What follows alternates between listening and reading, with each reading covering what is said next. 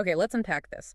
We often hear about large language models, or LLMs, thinking longer to solve complex problems. Mm, This usually means generating more extensive chains of thought, essentially, giving them more internal steps to work out a solution. right, more internal runway, so to speak. But what if the real breakthrough isn't just about length, about simply more thinking?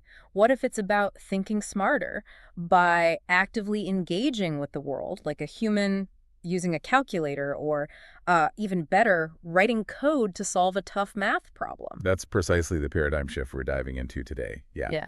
Our focus is a truly fascinating new paper from Microsoft Research that introduces a 14 billion parameter model called rStar2 agent. Or star 2 agent, okay. And this isn't just, an incremental gain in performance. It's a profound demonstration of how agentic reinforcement learning, RL, can propel a comparatively smaller model to achieve frontier-level performance, Wow. even surpassing models 50 times its size, like the 671 billion parameter DeepSeek R1. So this completely shatters our previous assumptions about what efficient training can achieve, really redefining our expectations. Our mission for this deep dive, then, is to thoroughly explore rStar2 agent and really uncover the three core innovations that enabled it to achieve an astounding 80.6% accuracy on AM24. Which is no small feat. No, that's the American Invitational Mathematics Examination, a notoriously challenging high school math competition benchmark.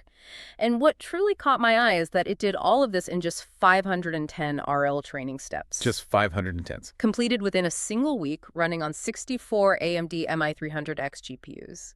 So we'll be looking at how this model moves beyond traditional sort of internal reasoning to demonstrate advanced cognitive behaviors. Things like carefully considering when to use Python coding tools, Right, the decision-making. reflecting on the feedback it gets from executed code, and autonomously refining its problem-solving steps. It's truly a leap in smart, interactive problem-solving. Exactly. And you'll see how this work addresses the inherent challenges of integrating coding tools into a model's reasoning process. And in doing so, it sets a new benchmark for efficiency and capability in agentic AI. Mm-hmm. We'll meticulously delve into the specific algorithmic, infrastructural, and training recipe breakthroughs that make this possible, providing a professional, comprehensive overview of the concepts, ideas, and results from the source paper without veering into speculation. The implications for the future of developing highly capable yet efficient models are pretty substantial. Okay, so let's start with the lay of the land. The paper kicks off by looking at the current LLM reasoning landscape. We've all seen models like OpenAI's O-Series, DeepSeek R1, Gemini 2.5 push the boundaries. Their success often stems from extending what's called chain of thought, or COAT, essentially, getting the model to think longer, generate more steps. Yep, the extended internal monologue. And this is frequently optimized through large-scale reinforcement learning with verifiable rewards, RLVR, which gives the model feedback on the final answer. But, and this is a critical question the paper poses, is there a fundamental limit here? Is there a point where simply thinking more doesn't actually lead to better thinking? That's really the crux of the problem. For truly hard problems, those prone to subtle intermediate errors or that demand significant shifts in reasoning strategy, simply encouraging a model to think longer often just isn't enough. Right. Think of it like a student trying to solve a complex equation. If their initial approach is flawed, or if they make a small arithmetic error early on, simply writing out more and more steps won't fix the fundamental issue. You just dig yourself deeper into the wrong path. Exactly. And while internal self-reflection mechanisms within these longer chains are helpful, they can frequently fail to detect these deep-seated mistakes or initiate proper self-correction if the initial approach is fundamentally flawed, or, critically, if the problem demands external validation to confirm intermediate steps. This is where models hit a ceiling when relying solely on extended COT. They might generate more text, but the quality of the underlying logic might not improve proportionally, or it might even degrade. So the ambition here is to move beyond mere length and enable models to think smarter by giving them the ability to actively interact with an environment. But how do you even define smarter for a model in this context? Is it just about giving it tools, or is there like a deeper cognitive shift happening? It's definitely more than just handing it tools. Yeah. The core idea is to develop advanced cognitive abilities where the model autonomously understands when to use the right tools, how to use them effectively, and then crucially, how to learn from the feedback signals it receives from a dedicated tool environment. Okay, so it's learning from the interaction. Precisely. This entire process is incentivized through agentic reinforcement learning. The model interacts with these tools, observes the outcomes, whether they're successful computations or error messages, and then adapts its reasoning based on that feedback. Mm-hmm. The authors identify Python coding tools in the interpreter as a particularly valuable environment because they profoundly broaden the model's action space. This isn't just about offloading computation. It allows for the exploration of alternative solutions and, critically, provides robust external verification of intermediate steps. That external check. Exactly. This external validation complements internal self-reflection, providing a concrete ground truth that internal thought processes might miss. It's sort of like giving the model a scientific laboratory to test its hypotheses, not just a notebook to write them down. That sounds incredibly powerful, almost like giving the model a set of hands to interact with the world and learn from those interactions. But I can imagine that also introduces a whole new set of potential pitfalls or complexities. What were the biggest new challenges they faced once they introduced these external tools in this dynamic learning environment? You're right. The integration introduces significant new hurdles. Firstly, the inherent complexity of coding tools in the Python interpreter introduces considerable environment noise into the reasoning process. Environment noise? Yeah. When a model, as it inevitably will, generates syntactically or logically incorrect code, the resulting environment feedback, like a verbose error message or a traceback, can be, well, overwhelming. Okay. This raw, noisy feedback is often irrelevant to the core mathematical reasoning, causing the model to waste valuable tokens just correcting trivial coding errors instead of advancing its problem solving. Ah, debugging the tool instead of the problem. Precisely. And current RL methods, which frequently rely on an outcome-only reward, a binary 1 for a correct final answer or 0 otherwise, actually make this worse. They can inadvertently reward entire trajectories that still reach a correct final answer despite containing many intermediate tool-related errors. Ah, okay. So even if the process was messy, if the answer was right, it still got a thumbs up, basically. Exactly. And that leads to, well, lengthy, low-quality reasoning. The model learns that the tool can lead to a correct answer, but not necessarily how to use it cleanly or efficiently. Okay, that's one major hurdle. What else? Secondly, large-scale agentic RL training has substantial infrastructure demands.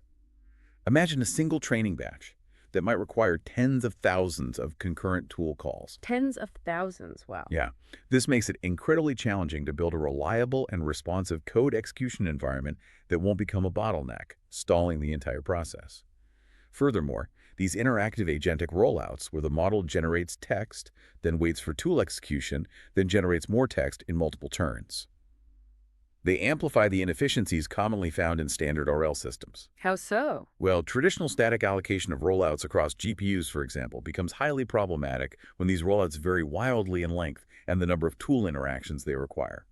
The system has to handle these unpredictable, dynamic workloads. Right, some GPUs finish early and just sit there waiting. Exactly. Wasted compute. So, the dream of thinking smarter is compelling, but the road there is clearly full of potholes and detours. How did the rStar2 agent team navigate these complexities, starting with the very heart of their learning approach, the algorithm itself? The paper builds on group relative policy optimization, or GRPO. Can you briefly explain its core mechanics and why it was chosen as the foundation? Certainly. GRPO is a policy optimization algorithm designed to improve a model's policy by learning from a group of sample trajectories for each question. Essentially, for a given problem, the model generates several different attempts or rollouts from its current policy. Oh. GRPO then optimizes the model's policy by maximizing an objective function that considers how much the new policy's actions differ from the old one and a calculated advantage based on the rewards. Critically, the reward meant for each rollout trajectory is a simple binary, 1 if the final answer matches the ground truth and 0 otherwise. Just success or failure. Yeah, just success or failure. This minimalist, outcome-only reward design is a deliberate choice to mitigate the risk of reward hacking. It prevents the model from optimizing for superficial metrics or intermediate good-looking steps that don't actually lead to a correct solution. Makes sense. Keep it simple. Keep it focused on the real goal. Exactly. Now, to really push the policy beyond the limits of its pre-training and encourage deep exploration, the authors made several key modifications to standard GRPO. They essentially removed some of the guardrails that typically keep a new policy very close to its old self. Like taking the training wheels off? Sort of, yeah. This meant removing the KL divergence penalty, which usually constrains policy updates. While useful for stability, removing it allows the model to discover radically new tool-augmented reasoning patterns more freely. They also adopted a clip-higher strategy by relaxing the upper bound of the importance sampling ratio, high from 0.2 to 0.28. What does that do? This change allows the model to better explore high-entropy, low-probability tokens, often crucial forking tokens, that can lead to critical novel reasoning paths. Finally, they streamline things by eliminating the entropy loss term, which can sometimes lead to training instability. The core idea was really to unleash the model to explore and learn new, effective behaviors. Okay, so GRPO gives them a solid anti-reward hacking foundation. But as we discussed, Agentic RL with coding tools introduces this inherent environment noise. How does this noise actually show up in the model's behavior, and why is an outcome-only reward scheme particularly vulnerable to it, since it only cares about the final answer? Well, the noise emerges from the model's dual challenge, not just figuring out when to use a tool, but also generating correct and executable code for that tool. Right, the syntax has to be perfect. Exactly. And when the model generates error as a syntax mistake, a logical flaw in the code, or even a timeout, the Python interpreter returns verbose feedback like traceback logs. This feedback, while informative for a human debugging, can be largely unrelated to the core mathematical reasoning task. It's noise from the model's perspective. It's noise. It's like asking a student to solve a math problem and they type "print 2 plus 2" instead of "print 2 plus 2." The error message tells them about the typo, not the math. This noisy feedback can mislead the model, causing it to expend valuable tokens debugging poorly written code rather than making progress on the actual mathematical solution. And the outcome-only reward doesn't penalize that messy intermediate stuff. Correct. A trajectory can receive a positive reward, a 1, if the final answer is correct, even if that trajectory contained multiple intermediate tool call errors or formatting issues. This inadvertently reinforces undesirable intermediate behaviors. It teaches the model that it's okay to make a mess with the tools as long as it eventually stumbles onto the right answer. Huh. Figure 4 of the paper visually demonstrates this really clearly. Under naive GRPO, the tool call error ratio within correctly answered trajectories initially decreases as the model learns basic tool use. But then it plateaus at a significant level, around 10–15% of correctly answered trajectories still contained errors within their tool calls. Even the ones that got it right were often messy. Right, and this leads to lengthy, low-quality trajectories, effectively inflating training costs because the model is learning to achieve the right answer in an inefficient, error-prone way. This noise problem seems really fundamental to Agentic RO. It's essentially the model learning to interact with a messy, real-world system. How does rStar2 agent tackle this without resorting to complex, potentially hackable step-level rewards or explicit penalties, which, as you said, the paper actively avoids? This brings us to their first key innovation, GRPO Rho-C, or Group Relative Policy Optimization with resampling on correct. Rho-C, okay. Rho-C. The core design principle remains that simple, answer-only outcome reward to prevent reward hacking. They explicitly avoid adding complex intermediate rewards or penalizing specific error types in the reward function itself, as that can be fragile and lead to unintended behaviors. Instead, they introduce the resample on correct Rho-C rollout strategy to effectively filter out low-quality, noisy trajectories before they are used for policy updates. So they clean the data before the learning step. Exactly. It's a clever way to clean the training signal without altering the fundamental reward philosophy. Here's how Rho-C works. Instead of simply sampling G rollouts for a given question, they first oversample, generating 2G trajectories. Double the sample. Double the samples. This larger pool gives them more options. Then, they selectively downsample these 2G trajectories back to the standard batch size G. The key is in how they select. Right. For negative or incorrectly answered rollouts, they preserve diversity by uniformly sampling half of them. This ensures the model still learns from a wide range of failure modes and understands different ways to be wrong. However, for positive or correctly answered rollouts, they prioritize higher quality traces by introducing a scoring mechanism. And how exactly do they define higher quality for those positive samples? What objective metrics are they using to filter these successful but potentially messy reasoning paths? They score each positive trajectory based on two primary types of intermediate issues: tool call errors and format violations. For tool call errors, they compute per, which is simply the ratio of error tool calls to all tool calls within that trajectory. This captures instances where the code produced syntax errors, logical errors, or even timeouts. Okay, straightforward error rate. Pretty straightforward. Yeah. Interestingly, if a trajectory has no tool calls at all, it's assigned a PER of 0.5. This isn't really a penalty, but rather a gentle encouragement to use tools, as the absence of tools in a context where they might be useful is seen as sort of a missed opportunity for higher quality reasoning. Got it. And the other factor, format violations. Yes, format. This penalizes issues like redundant reason blocks appearing after an answer tag has already been generated, or incorrect numbers of answer tags, for example, generating multiple answers or no answer at all. Trajectories with no answer tag receive the maximum downsample weight, and those with multiple tags are penalized proportionally. So it needs to follow the expected structure. Exactly. The total penalty for a positive trajectory, depth total, is then calculated as the sum of PER and format. This total score guides the selection process for positive rollouts. They are sampled with a probability inversely proportional to total. Meaning cleaner trajectories get picked more often. Precisely. Lower penalty trajectories, those with cleaner code usage and better formatting, are more likely to be selected for training. This method effectively teaches the model to produce not just correct answers, but well-reasoned and well-executed correct answers. So by selectively reinforcing cleaner, higher quality successful trajectories, they're teaching the model to not just get the right answer, but to get it in a smarter and more efficient way. What were the tangible results of implementing this GRPROC strategy? Did it actually reduce the noise and improve performance?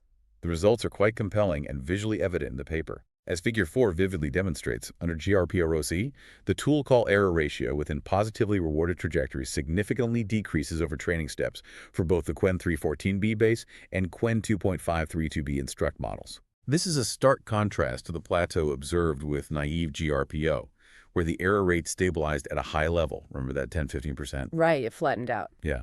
This shows that rORC effectively teaches the model to generate more robust and correct code during its reasoning process. Furthermore, Figure 9 in the paper illustrates that GRPROC consistently achieves higher reasoning accuracy on AMI 24 and AMI 25 throughout training. Higher accuracy and cleaner code. Exactly. And critically, it also substantially reduces the average response length.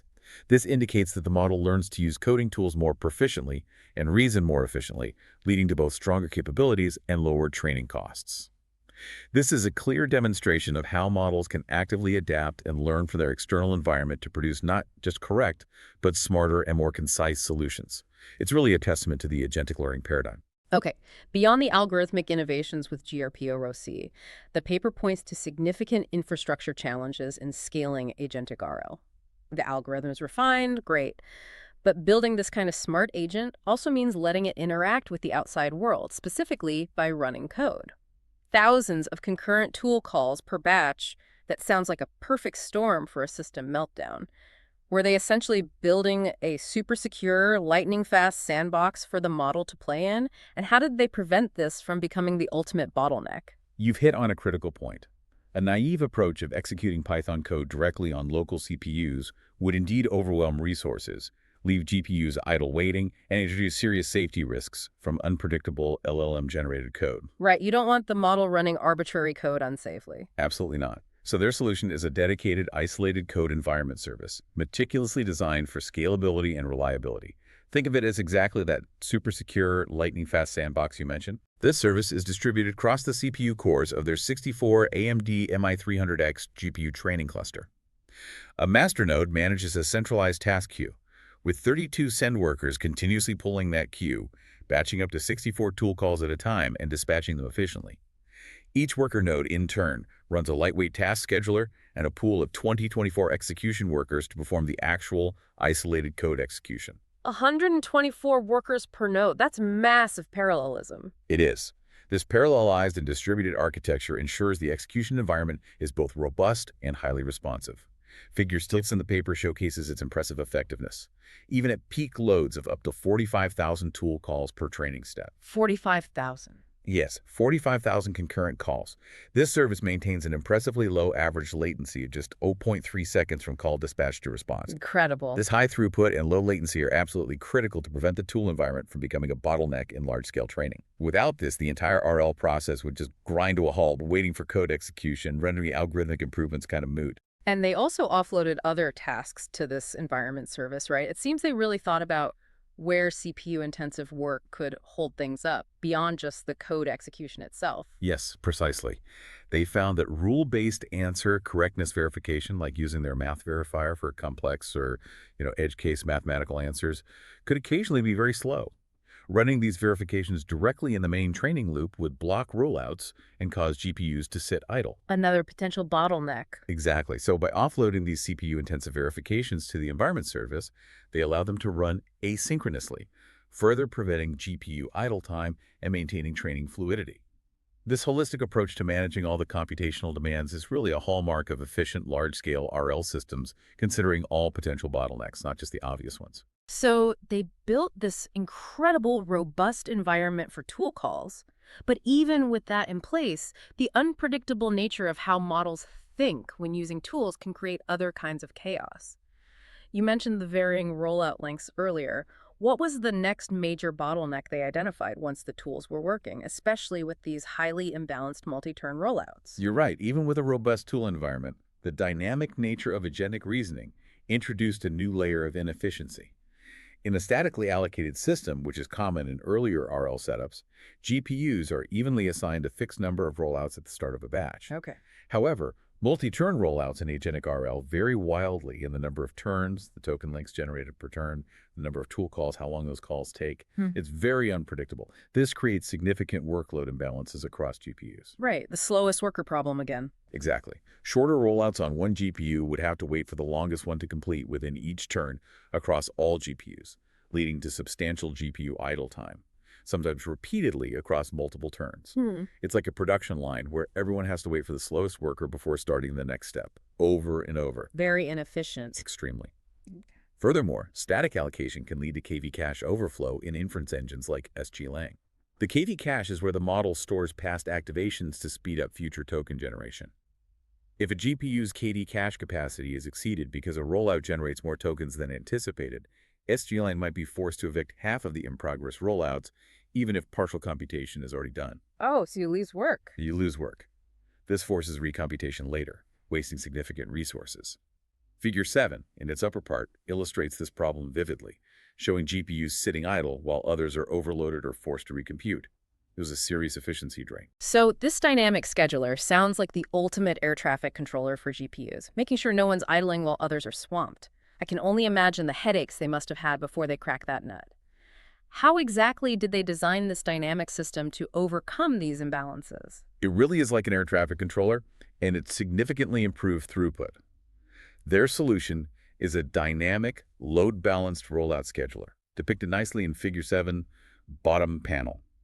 The core principle is to dynamically allocate rollout requests based on the current available KV cache capacity of each GPU, rather than a static upfront division. So it adapts in real time? In real time. They estimate the maximum number of rollouts K each GPU can safely handle without exceeding its memory limits, ensuring no wasted recomputation due to eviction. GPUs then execute their assigned rollouts independently. Crucially, tool calls are dispatched asynchronously to the environment service immediately upon generation, eliminating idle time while waiting for tool responses. Yeah. As a GPU finishes its requests and frees KV cache space, the scheduler assigns new requests in real time, ensuring balanced workloads and maximized GPU utilization throughout the entire multi-turn process. This dynamic, adaptive approach dramatically improves throughput and efficiency, directly addressing the core problem of variable rollout lengths and unpredictable tool interactions. Okay, with the robust algorithm, GRPO ROC, and the scalable infrastructure in place, let's talk about the training itself. The paper emphasizes achieving frontier-level performance with minimal compute. What's the overarching philosophy behind their training recipe, especially when compared to how other leading models typically achieve their reasoning capabilities? The philosophy is quite distinct from many prior works that often rely on extensive reasoning-heavy supervised fine-tuning, SFT, or massive RL rollouts with very long context windows right from the outset. Right, throwing tons of data and compute at it. Yep. Exactly. rStar2 agent takes a far more targeted and efficient approach. It starts with a brief, non-reasoning SFT stage, focusing purely on foundational capabilities, and then progresses through multi-stage efficient RL with gradually increasing training lengths and problem difficulty. Multi-stage RL. Multi-stage RL. This design keeps initial response lengths short, which is crucial because it allows GRPROC to more effectively cultivate reasoning and exploit the model's pre-trained capabilities with minimal computational overhead. Table 2 clearly shows rStar2 agent uses significantly fewer total RL steps and shorter maximum training lengths compared to competitors like Minimax or Mimo, which scale to very long contexts and hundreds of thousands of steps. It's really a testament to the idea that smart strategic training can be more impactful than just brute force scaling. So before any heavy reasoning, they perform what they call a non-reasoning cold start, using supervised fine-tuning, SFT. This seems a bit counterintuitive if the ultimate goal is advanced reasoning. What was the specific purpose of this SFT stage, and what did it focus on if not reasoning? That's a great observation, and it is a bit counterintuitive at first glance. Unlike models that infuse extensive reasoning data during SFT to sort of warm start their reasoning abilities, rStar2 agent's SFT stage for the Qwen 314B base model focused solely on foundational skills. General instruction following, correct JSON formatting for tool calls, and basic coding tool usage. Just the mechanics of interaction. Just the mechanics. The authors consider these essential for agentic RL, preparing the model to correctly interpret instructions, understand the syntax for tool invocation, and interact with the tool environment without overfitting to specific reasoning patterns too early. Why avoid reasoning SFT? While overfitting to specific reasoning patterns during SFT can sometimes restrict the model's ability to explore novel, potentially more effective reasoning paths during the subsequent, more dynamic RL stages. You might bake in suboptimal strategies too early. For this SFT, they compiled a diverse dataset focusing purely on these practical skills. Hundreds of thousands of examples for tool calling, instruction following, and general chat, drawing from various high-quality sources that were carefully rewritten and refined using powerful models like A4 Table 1 confirms the impact of this SFT. It primarily improved tool use, instruction following, and chat capabilities, while math reasoning performance remained comparable to the base model itself. It didn't significantly enhance it. Interesting.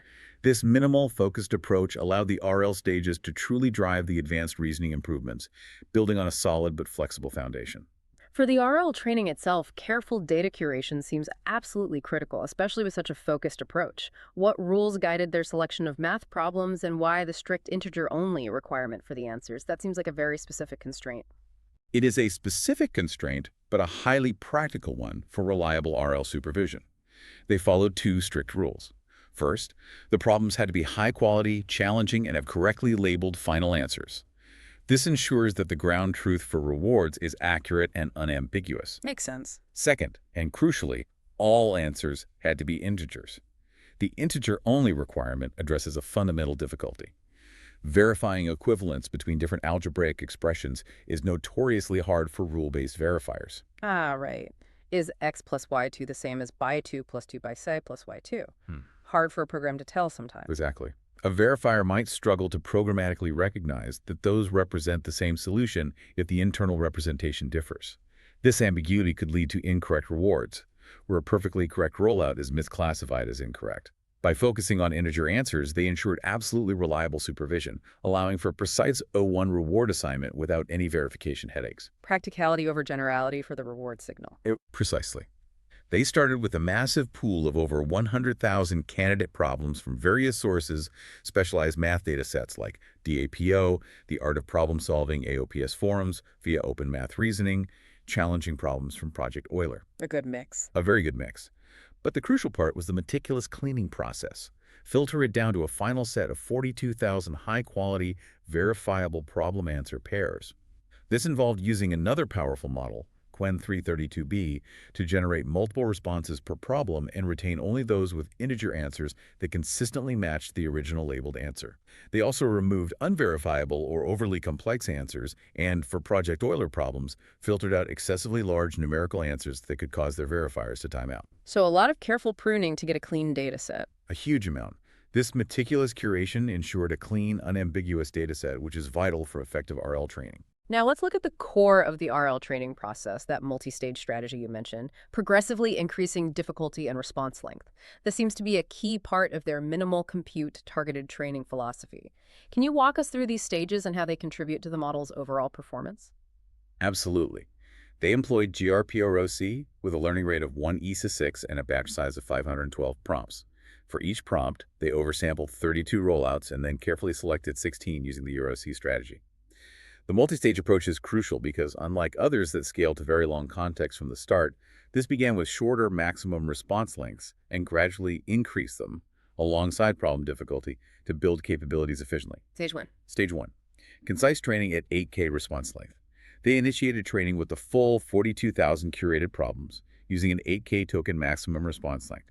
This was a manageable starting point because the SFT model initially produced relatively short responses, typically around 1K tokens.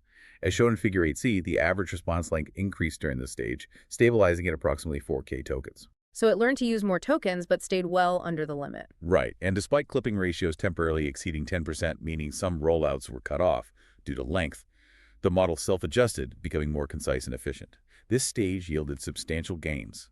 AME24 accuracy improved dramatically from just 3.3% after SFT to 72.1%. Wow, huge jump. Huge jump. And AME25 went from 0% to 64.2%, surpassing TOTI-only baselines by over 21%. This really demonstrates that concise training under a shorter length budget promotes stronger reasoning early on. Okay, what happened in Stage 2? Stage 2, extending to 12K response length. By the end of Stage 1, around 300 steps, performance plateaued. This indicated that the 8K limit was likely restricting the model from exploring longer, potentially more complex, but still valuable reasoning paths. So in Stage 2, they increased the maximum response length to 12K tokens. Give it more room to think. Exactly. This boosted the average response length from around 4K to 6K and showed consistent improvements on both AME24 and AME25, further enhancing the model's capabilities without an explosion in unnecessary token generation. And Stage 3, sounds like they got more targeted. Stage 3. Focused training on difficult problems. Yes. After Stage 2, over 70% of problems in a batch had a perfect pass rate, meaning the model aced them every time. Too easy. Too easy to learn much from. Continuing training on these easy problems would offer diminishing returns. Stage 3, therefore, shifted its focus entirely to harder problems. They performed an offline filtering step using the policy from Stage 2 to identify about 17,300 harder problems specifically. Those were not all 8 generated rollouts were correct, suggesting the model still struggled with them. Focusing the training effort where it counts. Exactly. Training on this more challenging subset, with optimizer states reset and the reference model updated, further improved performance. The average response length increased again, from 6K to around 8K. This stage advanced the 14B model to frontier level in an additional 125 steps, totaling just 510 RL steps for the entire process. That was all done in a week. All completed on 64 MI300X GPUs within 1 week. Figure 8AB clearly shows this step-by-step progress, with performance continuing to climb through these targeted stages. The paper also includes valuable insights from what they call unsuccessful attempts, which can sometimes be just as informative as the successes for the research community. What did they learn from trying approaches like overlong filtering or n-gram repetition detection? Oh, these unsuccessful attempts offer critical practical insights into robust RL design. They tried overlong filtering, a strategy from Dapio that discards truncated rollouts without assigning negative rewards. The idea was, to prevent unfairly penalizing well-reasoned but lengthy responses. Seemed logical. Seemed logical, but it yielded no benefits and actually increased the ratio of overlong rollouts. The lesson was that many of these overlong responses contained repetitive patterns. Without negative feedback, the model received no signal to correct them and continued producing excessively long outputs. So the negative signal from truncation was actually useful. It was useful. They concluded it was better to keep truncated rollouts with negative rewards, finding them useful training signals for reducing repetition. When clipping ratios spiked, the model quickly self-adjusted because it was getting that negative feedback. Interesting. What about the n-gram repetition detection? They also explored n-gram repetition detection to penalize repetitive patterns with incorrect rollouts, an approach similar to what was done in 5-4 reasoning. This method negatively impacted both the model's average response length and its reasoning scores. Why didn't that work? Closer analysis revealed the inherent difficulty in distinguishing undesirable repetition from legitimate, thoughtful reasoning behavior. For example, a model might generate 2 similar tool calls with slightly different inputs just to verify results, which is actually a desirable self-checking behavior. But a simple n-gram heuristic might incorrectly flag it as bad repetition. The heuristic was too blunt. Exactly. Their conclusion was to stick with a minimal reward design based solely on final answer correctness. Other low-quality intermediate behaviors like environment noise or formatting issues are better addressed via the ROC rollout strategy rather than direct, potentially biased, and over-engineered penalties. This minimalist approach maintains exploration and robustness during learning. Okay, let's get to the bottom line. How did rStar2 Agent 14B perform against the state-of-the-art models? The numbers here, especially for a 14 billion parameter model, are quite striking. The results are truly competitive, yeah. They demonstrate rStar2 agent's ability to achieve frontier-level mathematical reasoning. Table 3 shows that rStar2 agent 14B substantially boosts the 14B pre-trained model to state-of-the-art levels, matching and even surpassing much larger and more heavily trained frontier LLMs. Like which ones? Well, on AM24, it achieved an impressive average accuracy of 80.6%. To put that in perspective, it outperformed OpenAI O3 Mini at 79.6%. DeepSeek R1 at 79.8%, and Claude Opus 4.0 at 76.0%. Outperforming Opus. Wow. Yeah. It also reached 69.8% on AME25 and 52.7% on HMMT25, the Harvard-MIT mathematics tournament, demonstrating consistently strong performance across these demanding math benchmarks. That's really impressive for a 14B model trained so efficiently. It really is. And a key takeaway here is that effective agentic RL alone yields surprisingly strong reasoning. Most frontier models, as detailed in Table 3, rely on reasoning-specific SFT to warm start their policies. Remember, rStar2 agent used only that lightweight non-reasoning SFT. Right, just for mechanics. Despite this minimal setup, the GRPO-ROC strategy boosted performance from near zero to over 80% on AME24 and nearly 70% on AME25. Compared to zero-RL models like DeepSeek R10, which scored 71.0% on AME24, rStar2 Agent 14B delivered substantially stronger results. So the Agentic RL was doing the heavy lifting on reasoning. Absolutely. This highlights the power of Agentic RL as a standalone driver of advanced reasoning, especially considering its cost-effective training. Just 510 RL steps on 64 MI300X GPUs, completed in only 1 week. This demonstrates a practical, highly efficient path toward developing powerful reasoning models. Beyond just accuracy, the paper makes an intriguing claim that rStar2 agent achieves smarter reasoning with fewer tokens. Can you elaborate on this efficiency aspect? Is it really solving problems with a more concise thought process or just, fewer extraneous tokens? It's definitely a more concise and intelligent thought process, which directly translates to fewer tokens. Yeah. Table 4 clearly illustrates this efficiency. rStar2 Agent 14B consistently generates shorter average response lengths on both AME24 and AIM25 compared to several other models, including DeepSeek R10, QWQ32B, and even the official Qwen 314B. While getting better scores. For example, on AME24, rStar2 Agent 14B's average response length was around 9,300 tokens, while DeepSeek R10's was significantly longer at over 14,000 tokens. Big difference. Huge difference. This indicates that by reinforcing higher quality, concise, positive trajectories through GRPO-ROC, the model has learned to use coding tools more intelligently and reason more efficiently. It's not just about getting the right answer. It's about finding the optimal and cleanest path to that answer, reducing unnecessary steps or verbose explanations. This directly impacts both inference performance and computational cost, making the model not only more capable, but also significantly more practical for real-world deployment. It's a clear move from just thinking longer to actually thinking smarter and more efficiently. One might naturally expect a model trained solely on math-only agentic RL to become highly specialized in that domain, maybe losing ability elsewhere. However, the paper reports surprisingly strong generalization performance. Where did it show capabilities beyond its core training domain? And what does that tell us about the nature of the reasoning it learned? That's a crucial finding, yeah. It speaks to the transferability of the learned reasoning. Despite its focused math-only RL training, rStar2 Agent 14B demonstrated strong generalization across diverse benchmarks, even outperforming models like DeepSeek V3 on most tasks evaluated. Really? Even on non-math tasks? Yes. Table 5 shows a notable improvement on the science reasoning benchmark GPQA Diamond. Here, its accuracy jumped from 42.1% after the non-reasoning SFT to an impressive 60.9% after RL training. That surpassed DeepSeek V3 by 1.8%. So the math reasoning transferred to science reasoning. It strongly suggests that the robust and adaptive reasoning patterns learned from tackling complex mathematics effectively transferred to general scientific reasoning. It indicates a deeper, transferable cognitive ability rather than just narrow specialization. What about other areas like chat or basic tool use? On non-reasoning tool use and alignment tasks like BFCL V3, IFEVL, and Arena Hard, the model maintained performance comparable to its non-reasoning SFT baseline. While it didn't show significant improvement in these areas, it crucially didn't degrade either. So it didn't hurt its general abilities. Exactly. This indicates that math-only agentic RL can enhance reasoning in related domains without negatively affecting unrelated general tasks. This broad generalization capability is a powerful outcome, implying that the learned agentic interaction with tools and environment feedback provides a versatile foundation for intelligent behavior that isn't strictly confined to the domain it was trained on. The ablation studies in the paper are crucial for understanding which innovations truly make the difference. What did they find when comparing rStar2 agent to other RL approaches, and specifically when isolating the impact of GRPORC? The ablation studies provide really strong empirical evidence for their claims. Table 6 compares rStar2 agent against recent public RL methods on the Qwen 2.5 3D2B base model, which is a common scale in prior work.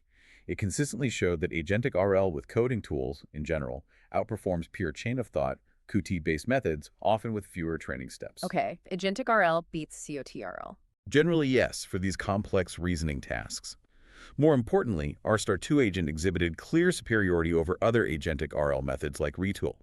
For example, on Qwen 2.532b, rStar2 agent achieved 2.4% and 8.0% higher accuracy on AMI 24 and AMI 25, respectively, even though retool used reasoning-specific SFT, while rStar2 agent did not. So their method was better even without the reasoning head start from SFT. Exactly. It underscores the efficiency and effectiveness of their approach, even starting from a less reasoning-primed base model. Then what about isolating rSC itself? Figure 9 provides that direct ablation of the rSC strategy, which is particularly illuminating. They compared GRPO-OC to GRPO with tool, which is just GRPO using tools but without the rSC filtering. We see that GRPO with tools significantly outperforms GPO, which is non-agentic RL without tools, highlighting the inherent benefit of tool integration itself. Okay, tools help. Tools definitely help. But building on that, GRPO-ROC consistently achieves higher reasoning accuracy than GRPO with tool throughout training on both AMI 24 and AMI 25.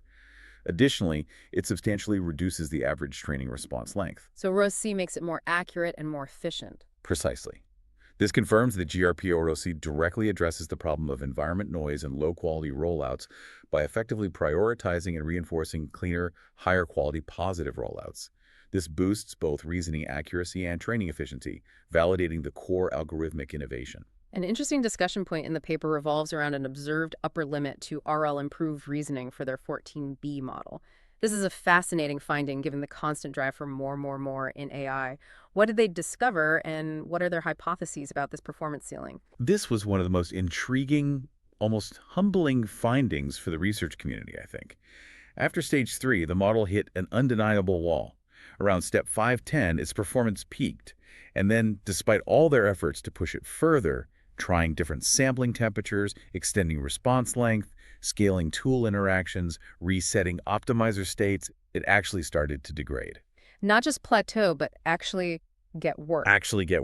The policy just collapsed. Yeah. They note that this specific failure mode, where performance actively degrades after reaching a peak, has not been widely reported publicly. So it's not a case of diminishing returns, but actual regression. That's quite a finding, especially since we're always told more data, more training is the answer. Exactly. And their hypothesis, which I find very compelling, is that this wasn't an RL failure so much as a model capacity issue. Essentially, the RL training brought the model to its inherent reasoning ceiling. It maximized the potential that was already latent in its pre-trained weight. It squeezed out all the reasoning ability the base model had. That's the idea.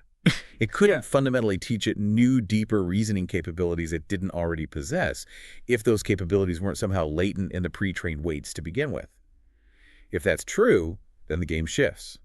It's not about endless scaling of RL, but about reaching that inherent ceiling as efficiently as possible. Oh. They argue rStar2 agent did exactly that, hitting that ceiling effectively and efficiently rather than wasting resources trying to push beyond an intrinsic limit of the base 14B model. To truly understand how rStar2 agent thinks smarter, the researchers dove into analyzing reasoning trajectories from a token entropy perspective. This is a clever way to peek into the model's internal thought process. What did these high-entropy tokens reveal about the model's behavior and its cognitive abilities? Right. Looking at token entropy gives you clues about the model's uncertainty or decision points. High-entropy tokens typically signal points where the model considers multiple possibilities, driving exploration and self-reflection. In rStar2 agent, they identified two distinct patterns that provide deep insight into its smarter reasoning.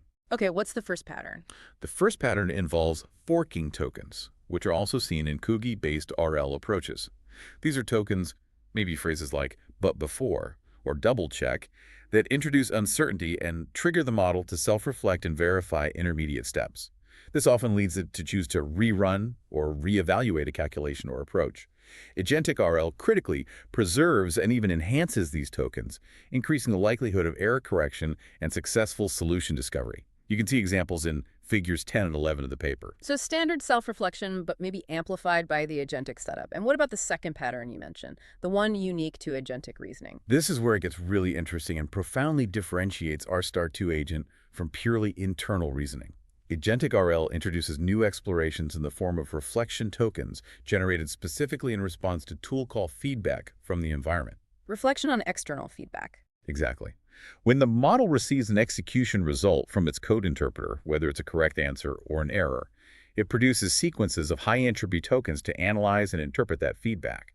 Figure 10 shows the model carefully validating a correct tool response with an internal chain of thought, generating reflection tokens like, "Let me check if this result makes sense," to confirm the logic and result. Okay, checking correct results. What about errors? Even more powerfully, Figure 11 beautifully demonstrates how the model handles a code execution error.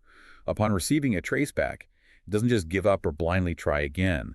Instead, it generates dense high-entropy tokens to diagnose the inconsistency, for instance, thinking things like, the error occurred because sp.polyrem.0 was attempted without properly handling the remainder. It then explores alternative solutions based on that diagnosis, refines its reasoning, and then generates corrected code to reach the solution. That sounds very human-like, debugging based on the error message. It really does mirror human-like reasoning in the face of external feedback, revealing more advanced cognitive capabilities than conventional long-code T. It shows how Agentic RL doesn't just enable tool use, but incentivizes adaptive environment-driven reasoning, which is crucial for complex tasks. An interesting side note they mention is that the Python code itself and its comments are usually low entropy. Why is that? Likely because the pre-trained model was extensively trained on a vast corpus of code, giving it high confidence in generating syntactically correct code, even if the logic using that code needs adjustment based on feedback. So to bring this deep dive full circle, rStar2 agent truly represents a significant leap forward in how we approach reasoning in large language models. We've seen how this 14 billion parameter model thinks smarter by leveraging agentic reinforcement learning to achieve capabilities comparable to models many times its size, not by sheer bulk, but by refined interaction and learning. Absolutely. Its success is really a testament to the power of three integrated innovations. The GRPO-Rho-C algorithm, which enables effective training in noisy code environments by selectively reinforcing high-quality, successful trajectories. A scalable RL infrastructure, meticulously designed to handle massive concurrent tool calls and highly imbalanced multi-turn rollouts efficiently. And that compute-efficient training recipe that meticulously guides the model through multi-stage learning. From foundations to focused problem solving. Exactly. The result is a model that delivers that impressive 80.6% on AME24 and nearly 70% on AME25, producing shorter, more efficient responses, and even demonstrating strong generalization to scientific reasoning. And critically, the analysis of its reasoning behaviors, particularly those reflection tokens generated in response to environmental feedback, reveals a truly adaptive and self-correcting intelligence at play. It's a model that doesn't just talk itself through problems, but actively learns from its interactions with the outside world, a remarkable feat for a system of its size. This work not only pushes the boundaries of efficient AI reasoning, but also opens up new avenues for understanding and developing truly intelligent agents. If we can achieve such sophisticated adaptive reasoning with a comparatively smaller model trained so efficiently, it raises an important question for you, the listener. What does this paradigm shift from thinking longer to thinking smarter imply for the future of scaling intelligence, not just in large language models, but across all domains of AI? And how might we redefine what constitutes frontier-level performance, especially when considering computational efficiency alongside raw capability? Something profound to ponder as you reflect on this incredible deep dive. Thank you for joining us.